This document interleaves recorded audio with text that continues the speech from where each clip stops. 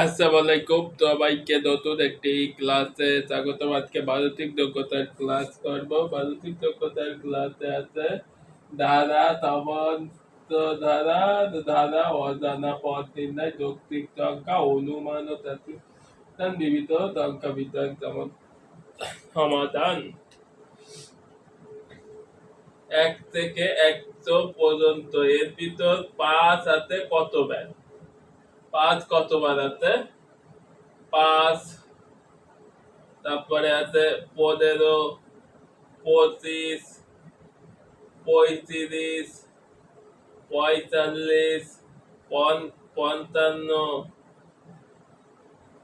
65, 55, 45, 45, 55, 51, 52, 53, 54, 55 তো লিখেছি, 55, 56, 57, 58,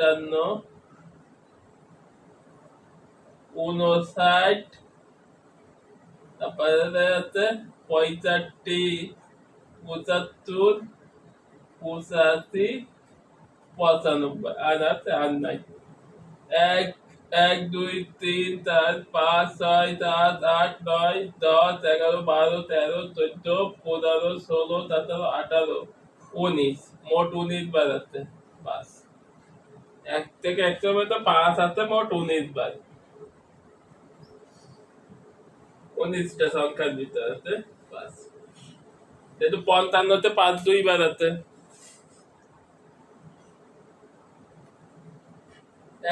1 থেকে 357 এর ভিতরে 9 আছে কতটি? এর ভিতর 9 আছে, এই 7 যদি কেটে দিই একটা কৌশল, তাহলে 35 বার। যদি এটাই যদি 59 বার থাকতো তাহলে হতো 9 কেটে দিয়ে 35 প্লাস 1, 36 বার হতো। যেহেতু 57 আছে সেহেতু 35 বার। বিবিধ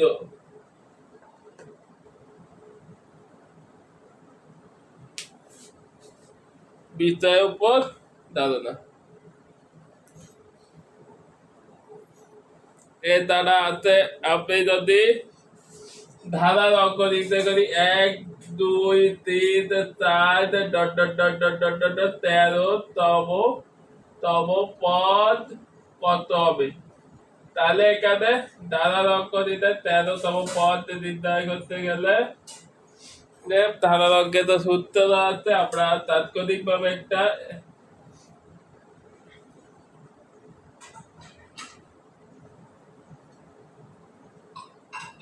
13তম পদ নির্ণয় করতে গেলে odd স্কয়ার, 2 স্কয়ার, 3 স্কয়ার করে 13 স্কয়ার যখন করবো, 13 গুণ 13 দিলে 3 3 কে 9, 3 1 কে 3 গুণ 3 1 কে 3, 1 9, 3 3 কে 9, 199। এগুলো তো বর্গের যদি থাকে তাহলে হবে। আর স্বাভাবিক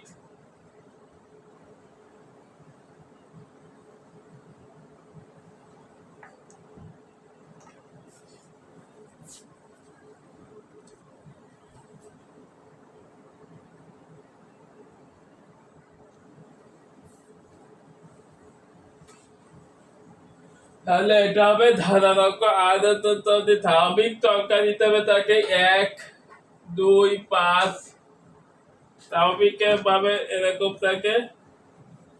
স্বাভাবিক যে কোনো একটা ধারা থাকে 4, 6, 8, প্রত্যেকে তাদের 2 2 এরকম dot dot dot dot dot dot dot dot বৃহত্তম পদ। তাহলে কি হবে? প্রথম পদ 4 গুণ হচ্ছে 20 দিলে বৃহত্তম পদ কত হবে? তাহলে 4 দুগুণে 8, এই তুই না 80, বৃহত্তম পদ হবে 80। যা করতে এটা হবে ধারা। আমরা স্বাভাবিক ভাবে এইভাবে ধারার অঙ্ক করতে পারি।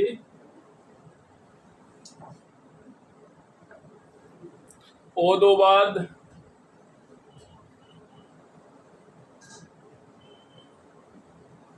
অনুমান এবং তাৎক্ষণিক সমাধান যদি থাকে কোনো অঙ্কে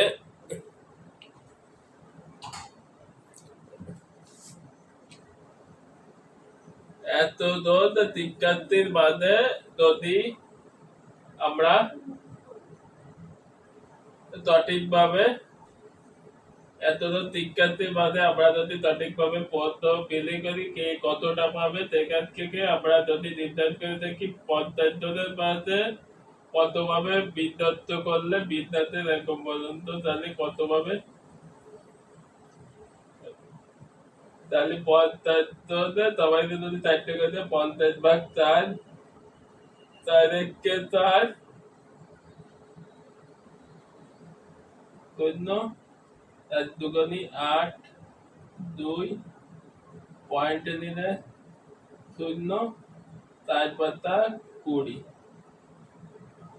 শিক্ষার্থী তো 12.5 জন হবে না, শিক্ষার্থী 13 জন অথবা 12 জন হবে। আর যৌক্তিক সিদ্ধান্ত কোনো দৌড় এবং বিদরের ক্ষেত্রে এবং মৌলিক সংখ্যার ক্ষেত্রে আমরা এইভাবে যৌক্তিক সিদ্ধান্ত দিতে পারি, যেমন ভাড়াটির অবক ধারাটি 13, 14, 15 এই ধারাটির 13তম পদ কত মৌলিক সংখ্যা, তখন আমরা মৌলিক সংখ্যা হিসেব করে উদিত এবং 28 মধ্যে দেখা গেল উদিত দশম পদ, এইভাবে দশম পদ নেব। এই ছিল মানসিক দক্ষতার ক্লাস। সবাইকে এ পর্যন্ত ধন্যবাদ।